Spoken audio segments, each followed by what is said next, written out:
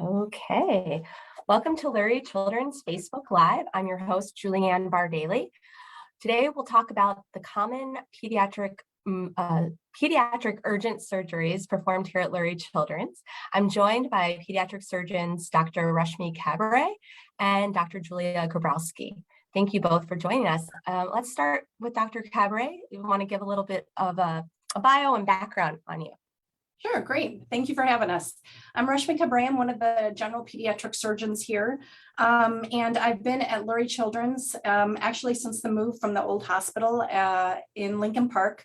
And so that was in 2012. And then for a couple of years prior at the old hospital as well. So I do all general pediatric surgery with a focus on foregut. And also I am trauma director here at Lurie Children's Hospital. So thank you for having us. Yeah. And Dr. Grabowski? Hi, I'm Julia Grabowski. Thank you for having us. I have been at Lurie for about 8 years now. Just like Dr. Kabre, I do all general pediatric surgery. And just like Dr. Kabre, I was also trained as an adult surgeon.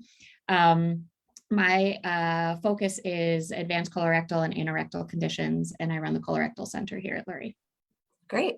Well, let's get started with some of our questions. And I'd like just to remind the viewers that during our broadcast, you can ask questions in the comments below the broadcast, and we'll try to have our doctors answer them during our live discussion. So what are some common pediatric conditions that require surgical urgencies? Dr. Kabre?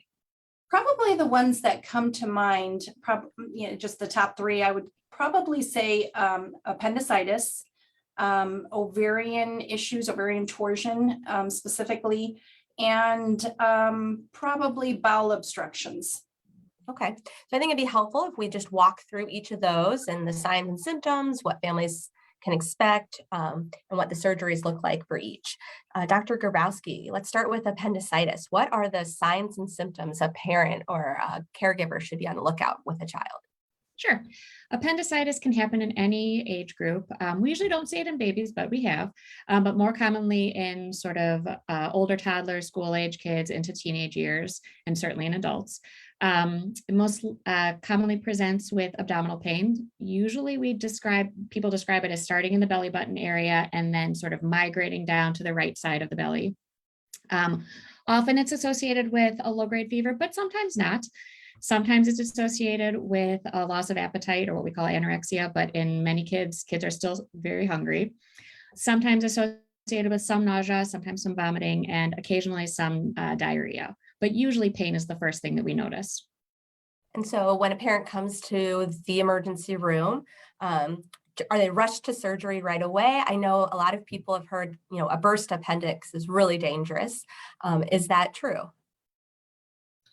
So typically, no, to answer your question in a short way, there's no urgency to it. And from that standpoint, usually once a diagnosis is made, and usually there's a workup that's performed prior to when the diagnosis is made. So we may have a high clinical suspicion, but usually we might have some labs that are drawn that will help guide us in that direction, as well as a radiological workup, which may include an ultrasound. And oftentimes it might even include further studies such as an MRI. Okay. And I know there's recent research regarding an appendicitis and whether or not to perform surgery. Can you give some thoughts on that? Is there a non-operative option for care? Dr. Grabowski? Sure. That's a very great and up-to-date question. Yes, there is some data that supports some cases when appendicitis can be treated non-operatively. As Dr. Kabre was mentioning, we do a workup for appendicitis, and when we diagnose it, we have to make the decision about what the next step is.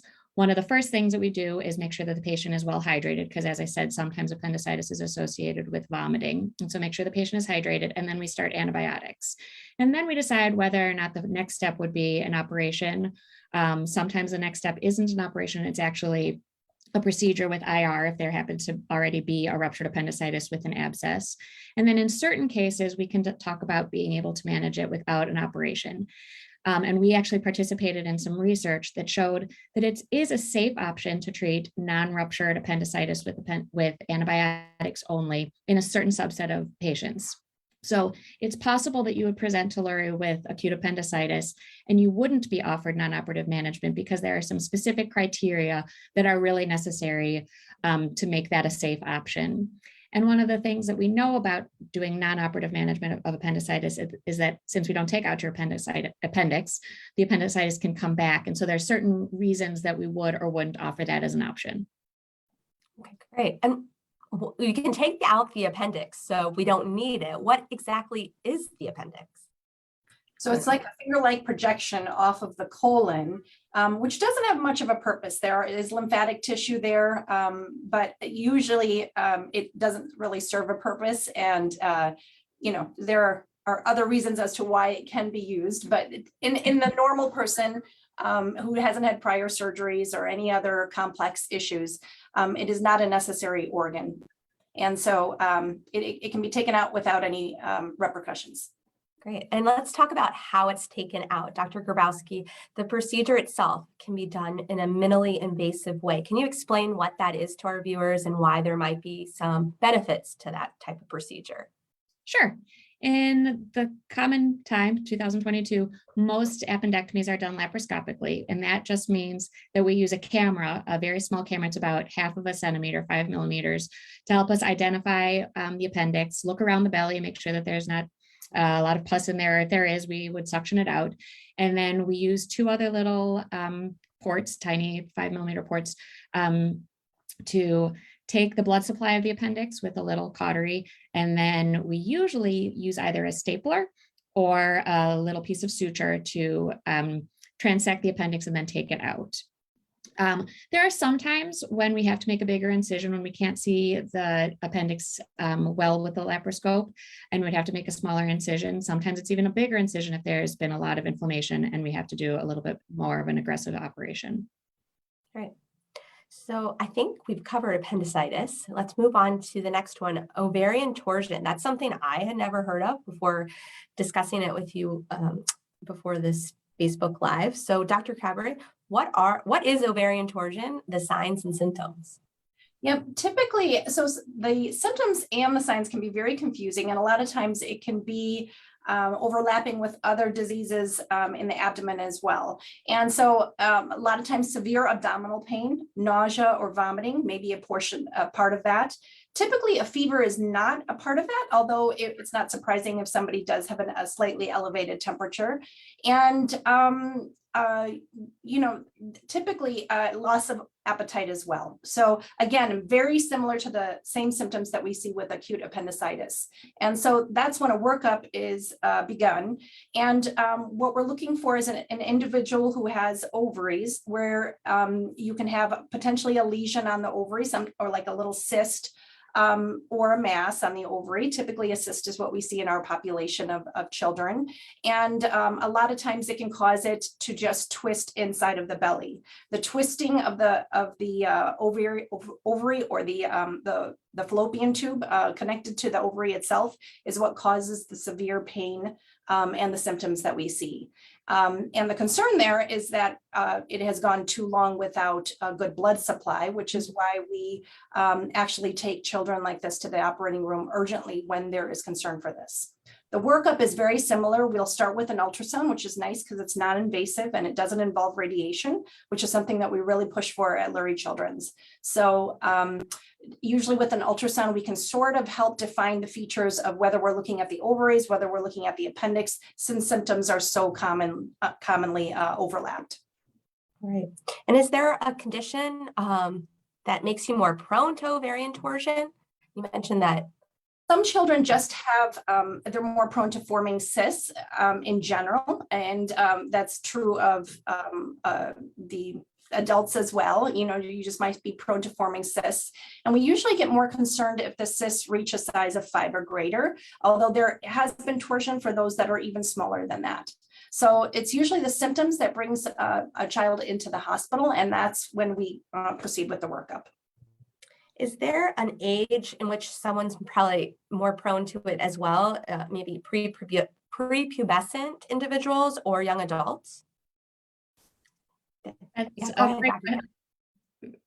a great question. We think of it more commonly in kids who have gone through puberty already. That's a little bit of a higher likelihood to have an ovarian cyst. However, we have seen it in prepubescent children as well. So as Dr. Kabre said, severe abdominal pain will lead us to the direction of getting an ultrasound, and that can help us make a diagnosis in any age group.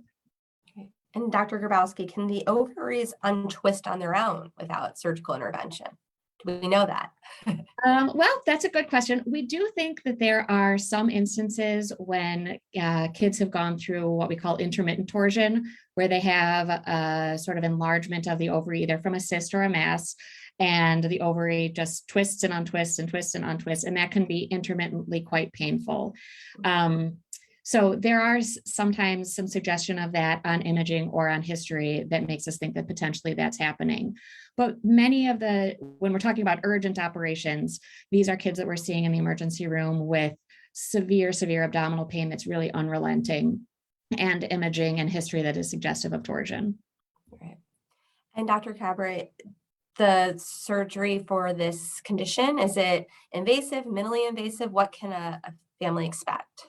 Majority of the time, we can easily start minimally invasively, and then depending on what we find, a lot of times we can stay minimally invasively, and we can definitely untwist the ovary from that manner. The surgery is very similar to what Dr. Grabowski described, with 3 ports, 1 in the belly button and 2 more lower down. And through those 3 small cuts, these are all 5 millimeter cuts, we can then visualize the ovary, untwist it. And then if there is something else that we need to take care of, like a cyst or a lesion, we can then address it at that time. Very rarely, we do have to make a bigger cut. And typically that is discussed beforehand if there's a suspicion that that might be the case with family members. Great. Let's move on to the third condition, bowel obstruction. Dr. Grabowski, what are the signs and symptoms that someone might be experiencing an obstruction of their bowel? Sure. When we talk about bowel obstruction, we're really talking about when there's some reason that intestinal contents aren't moving through. So some sort of blockage. And most of the time that's in patients who have had an abdominal operation previously that causes a little bit of scar tissue. However, something that's sort of unique in the pediatric population is there are some congenital conditions that can also cause a bowel obstruction. So just because you've never had an operation doesn't necessarily mean that you can never have an obstruction. And you asked for the signs and symptoms because it's a condition in which things aren't moving through. The first sign would probably be constipation, so not pooping well. Then it usually leads to not passing gas, so we call that obstipation. So you're not passing gas, and then vomiting, not being able to tolerate anything by mouth, so not being able to eat or drink, and then oftentimes associated abdominal distension, so getting a really poochy, distended belly. Okay. And is this something that happens at any age, Dr. Kabre? It can definitely happen at any age. And again, as Dr. Grabowski said, sometimes there are some congenital malformations that kind of predispose you to that. So, that is not that common, but that is something that we deal with as pediatric surgeons quite often, where we encounter congenital disorders and diseases, and we take care of it as it comes. I think the important thing to stress here is that many of the times we will see children for abdominal pain, nausea, vomiting, and a lot of times it is not any of these more concerning diseases or, concerning disease processes that we see. A lot of times it could be just due to constipation or, a gastroenteritis or a little bug or a virus or something. So yes, we do see a lot of children, but this is not everybody that comes through the ER that needs an emergent operation. So we don't want to scare people. You're right. And I guess my question for bowel obstruction is that it's not necessarily, little kids like to put things in their mouths. They like to swallow things. Bowel obstruction isn't necessarily caused by, something that's ingested by a child that may be blocking the pathway. That does happen very rarely. That is a sign. Some things can get stuck in there, but that would not be the most common cause of a bowel obstruction. But I don't want to say never. Right. And I guess kind of going off of what you just shared, Dr. Kabre, tummy aches and stomach issues are part of childhood, even adulthood. They happen frequently, often, sometimes. I know with my own kids, they're always complaining about it. But when should parents consult their child's primary physician? Yep, that's a very They're all symptoms of these three conditions that we talked about. right. It's a very good question. I have children too. I totally get the my belly hurts question. And so I think the important thing to understand is there's you don't have to come in for every little thing to the ER. You have to weigh the benefits of coming versus also the other things that parents have to worry about, including costs, including the time commitment that it takes to come here. So the times where we get concerned would be if you have excessive vomiting where you cannot stay hydrated, or severe abdominal pain that a child is just getting worse and worse, and they're truly not able to do anything, doubled over in pain. And for those instances, we would definitely say come to the emergency room. And then there's those in between instances where you're just not sure. And I think a good place to start there is always the pediatrician. And usually a lot of time, just a discussion over the phone, they can guide you if you need to come to the ER. Of course, if there's any concern at all and you don't have anyone to turn to, we are always around. We have members of our team here 24/7, and an ER visit, you will easily be able to encounter one of us down there. Great. That's helpful. Dr. Grabowski, we actually have a viewer question that ties into this next question. Once a family does arrive to the emergency department, what happens next? What are the typical steps leading up to an urgent procedure? And the question we received from a viewer is very similar. If surgery is needed, how soon can I expect that to happen? So I guess just walk us through those steps. Sure. Yeah. Well, obviously, when you come to the emergency room, our emergency room colleagues sort of hear the history and decide what pathway to work down in terms of getting necessary labs and imaging. And let's say we make the diagnosis of appendicitis, for instance, then what is the next step? And it really depends on the patient because we need to make sure that they're ready for surgery. And since we discussed that appendicitis can in some instances even be treated without surgery, we know now that there's not a huge rush. We don't have to rush anyone immediately to the operating room without being safe. So we want to make sure that the child has antibiotics on board, is well hydrated for anesthesia, and that everything else is ready for it to be a safe operation. So the appendectomy is certainly often part of the treatment regimen, but it's not something that needs to be done emergently as soon as the diagnosis is made, because we want to make sure that that operation is as safe as possible. Antibiotics are the mainstay for the treatment of appendicitis, so we do get those started just almost as soon as we can make the diagnosis, and then we decide when the patient is hemodynamically ready for anesthesia and when's the safest time. Great. And then Dr. Kabre, in an urgent situation, you've come to the ER with your child, you probably haven't prepared for an overnight stay if surgery is needed.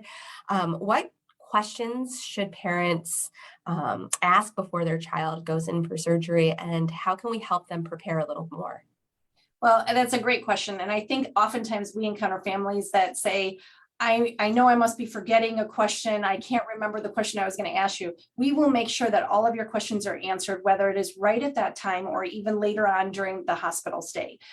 Typically, obviously the most important question to answer is what surgery is going to happen. And the surgeon, we are very good about being able to describe that to you, draw pictures for you if necessary. And at that moment in time, that's probably the most important thing. What surgery is going to happen? How long does it take? What are the risks involved? These are all a part of the consent process. So these are all questions that we're very used to answering. And then typically come those other questions, after surgery. So now that I know what happened, how long does my child need to stay in the hospital? Are any more antibiotics necessary? These are all questions that we will answer also depending on the disease process as to what happened after the operation and what we did.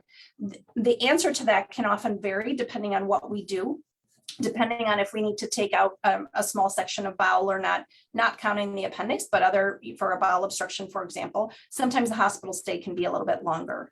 And the good thing is that Lurie has lots of resources for those of you that are caught last minute in the hospital. So we can provide a toothbrush for you. We can provide toothpaste, temporary clothes as needed. And every room is a private room, which is great, and has a sleeper sofa that can pull out, as well as like a chair that can pull out. So we try to make it as easy for you as possible. And that's important, especially for parents, but as a child is getting the news that they may need surgery or that they're going to have surgery, that can be overwhelming. I know even for my kids, that would not go well and they'd be particularly anxious. How does Lurie Children's help prep a child who may have a little more anxiety over hearing the news that they're having surgery? Dr. Kabre? Yes, a lot of times what's great about Lurie is that we have different pediatric subspecialists. So we're not even talking about the pediatric surgeons like ourselves, but we have pediatric anesthesiologists that will explain to you exactly what is going to happen, but we'll also talk with the child. We also have child life specialists that is their job, to just spend time with your child to make sure they are comfortable in the next steps that are following. And a lot of times our pediatric anesthesiologists can give just a little bit of relaxing medication, which helps quite a bit for very nervous children. And the good thing is that we have tons of diapers, tons of formula, so you don't have to worry about anything like that after surgery also. So it's the benefit of a pediatric hospital. Great. And I guess building on that pediatric hospital, Dr. Grabowski, Lurie Children's approaches care is, we know that children are not little adults. And so why is it particularly important for families to seek a pediatric hospital or a pediatric specialist when undergoing these types of procedures for their children? Sure. Well, just like Dr. Kabre mentioned, certainly having the surgical specialists here who primarily operate on children is important. And we do several years of extra training to make sure that we're capable and well trained to take care of pediatric patients. But it's also the entire hospital, which is really geared towards kids. And some of the first things, especially when particularly when we first walk into the emergency room, is the way that we make these diagnoses. And we don't make the diagnosis of appendicitis in children the same way that they do in adults. So we start with ultrasound, whereas in adult institutions, they often start with CT scan. And we have learned that we can make the diagnosis with ultrasound very often. And if we can't, we have actually learned to do MRIs, which are without radiation, very quick, and it can help us make that diagnosis. And that's pretty unique to our institution. And so we think that that is a huge benefit. We also know some of the most up-to-date research about what to do both in the operating room, before the operating room, and then also post-operatively in terms of figuring out how long to do antibiotics, what are the best ways to follow up certain conditions. And so because of both the operative and perioperative treatment, as well as the research that we've done at Lurie, we think that this is the best place for kids to be taken care of for sure. Right. And going off that, can you continue and address what our approach to pain management is? Because as anyone who's gone through surgery, the recovery and pain and managing that and how that looks for a child. Yeah, sure. Well, we're really proud of, we have actually a dedicated team, the pain team, who helps with children with pain, both operative, perioperative pain, as well as pain for other causes. And what we've really been proud of is the way that we can do multimodal pain management. What that means is that it's not just one thing to help with pain. So we start by always using some sort of regional or local anesthetic in the operating room. That means using some sort of injection of medicine right into either the nerve that goes to where the operation is or right into the skin around the operation. So that's the first way to sort of numb that area after the procedure. Then we can use a couple different things after the procedure, whether that's strong IV Tylenol, whether that's IV ibuprofen, whether that's rectal Tylenol, different things that can help hit different aspects of the pain. And then we try to limit narcotics as much as we can, knowing that they're important in certain situations, but we have also been on the forefront of doing research in terms of how best to use opiates in kids. And so with all of our other ways of managing pain, we've been able to limit our opiate use, which I think is really important in this day and age. There's also other methods like distraction from children. Exactly. And that it surprisingly works really well. If you're distracting them with bubbles or with Play-Doh or crayons, it's such a minor thing, but it really does work in children to sort of distract them from the immediate pain that they're feeling. So we do, work as a team, and that's with different nurses, that's with child life specialists, that's with social workers, to make sure that we provide for them in the best way, both in a medical environment as well as the social environment. And Dr. Kabre, you mentioned it briefly, but I'm hoping just to revisit it. The recovery expectation I know is variable on the child, the procedure. Can you just talk a little bit more in generalities about recovery after surgery? In general, I would say most disease processes, we look for a few things. We look for a child to be eating a normal diet without nausea, without vomiting, not having fevers, and able to tolerate their pain with oral pain medication. So in general, for any surgery, no matter what part of the body, that's what we're looking for. And depending on the disease process, there might be something that holds you back, whether it's the pain that holds you back and keeps you in the hospital, whether it's the disease process that makes you have continued pain, loss of appetite, or fevers that keeps you back in the hospital. But there's always the general criteria. And once we feel that your child has met that criteria, we will allow you to be discharged at that time. So there's never a fear that you're going to be discharged unprepared. And then when a child is discharged, we go through everything with them. So in children, it's a little bit different than adults. We have to worry about backpacks and stairs and elevator use in schools. And so we go through all of that with you. We're very used to writing notes for teachers and for schools, for after school activities, for gym, PE, sports. These are things that we deal with in children, and that's just sort of a no-brainer. We don't even think twice about it. So that's another benefit of being here. We're very used to kind of addressing all of that. The other thing we sometimes have to address is immersion underwater. So some children are only taking tub baths depending on the age that they're at. So we will talk to you about when they can immerse underwater versus just a regular shower versus going back to all normal activities. So all of that will be given to you and discussed with you prior to discharge. And so the concern that you will not get the information that you need should be pretty minimal. Great. So after discharge happens, Dr. Grabowski, what can a family expect, after they go home? Follow-up care? When should they come back to see their physician? Sure, that's a great question. It a little bit depends on what the operation that was performed is and how long the child was in the hospital. But you can expect to be seeing your surgeon or their surgical team within a couple weeks after discharge. And then in the meantime, and after your postoperative visit, we are available 24/7 by phone and MyChart. And so people can get a hold of us at any time. And then we'll arrange before discharge having a follow-up appointment with from your surgeon or your surgical team. And we aim to do that somewhere close to your home as much as possible.